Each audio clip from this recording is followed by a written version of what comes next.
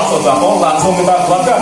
Pada saat yang sama DPC juga harus mempunyai program yang bisa menggentarkan musuh-musuh Allah kan gitu kan. Di dalam surah Al-Anfal ayat 60 ya, bahwa persiapan perang kita itu parameternya kita sudah sungguh-sungguh adalah sampai bisa menggentarkan musuh-musuh Allah SWT. Dan kalau begitu, yang saya unik, infak sodako kita yang sudah kita pulkan ke DPC harusnya bisa dikapitalisasi oleh DPC menjadi semakin banyak lagi, semakin banyak lagi, semakin banyak lagi, sehingga nanti ketika di tahun 2024 kita jihad peradaban, maka perbendaharaan kita sangat-sangat banyak dan bisa menggetarkan musuh-musuh Allah Subhanahu Wa Taala. Insya Allah menjadi milik kita ya di dalam di surat kita. Ya ayyuhalladzina amanu anfiqu mimma razaqnakum min qabli ayyatiya yaumun la bay'un fihi wa la khullatun wa la syafa'ah wal kafiruna humuz zalimun. Bapak sekalian, Allah memberitahu kepada orang-orang beriman, sifat manusia adalah tidak tahu apa yang akan terjadi di masa yang akan datang. 5 menit lagi kita tidak tahu apakah kita masih hidup atau tidak, kan gitu ya. Apalagi nanti terjadi di hari kiamat, apa yang terjadi kita nggak pernah tahu. Saking sayangnya Allah pada kita, Allah memberitahu pada orang-orang beriman. Apa pemberitahuannya? Anfiqu mimma razaqnakum. Infakkanlah sebagian harta yang telah kau terima dari Allah Subhanahu Wa Taala. Sangat baiknya Allah pada kita, harta dari Allah Subhanahu Wa Taala, kemudian kita diminta menyisihkan sebagian saja untuk memberi surganya Allah Subhanahu Wa Taala.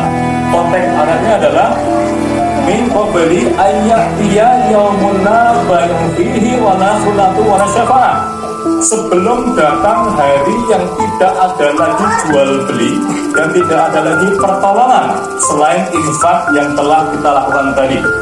Baik sekalian, apa yang terjadi sekalian nanti ketika kita sampai di hari kiamat nanti? Di dalam surah Al-Baqarah 37 ya sudah sangat jelas ya, dikatakan bahwa nanti manusia itu akan sangat sibuk dengan urusannya masing-masing. Apa urusan yang menyibukkan manusia itu? Manusia setiap diri akan diaudit oleh Allah Subhanahu Wa Taala. Gitu ya. Bagi bapak-bapak yang di kantor atau ibu-ibu yang di kantor, kalau mau audit, wah berugiakan, gitu kan? Yang audit baru manusia itu, gitu kan? Ini kita sudah berugiakan. Kalau yang audit Allah Subhanahu Wa Taala sangat detail. Kita sama-sama tahu nih, ada seorang manusia yang hanya diberi kapak oleh Allah selama hidupnya untuk mencari penghidupan. Dengan satu kapak itu, ketika dia itu tertidur di hutan, ketika setelah mencari kayu bakar, ternyata hisapnya satu kapak itu sampai 40 tahun. Dan kita datang ke sini oleh Allah diberi motor, di rumah ada mobil, ada televisi, ada handphone, macam-macam kita punya. Nah kalau begitu mau berapa ratus tahun atau berapa ribu tahun gitu kan, bisa kita di hadapan Allah Subhanahu Wa Taala sangat sibuk. Suami lupa dengan istrinya, istri lupa dengan suaminya, lupa dengan anaknya, semuanya sibuk mempersiapkan bagaimana menjawab pertanyaan dari Allah Subhanahu Wa Taala. Saking sayangnya Allah terhadap orang-orang beriman, dikasih tahu syafaat yang bisa menyelamatkan pada kondisi itu adalah anfiqu mimma razaqnakum, gitu kan? Oleh karena itu sekalian, di pagi hari ini, ya saya juga agak geli juga ya, di beberapa grup itu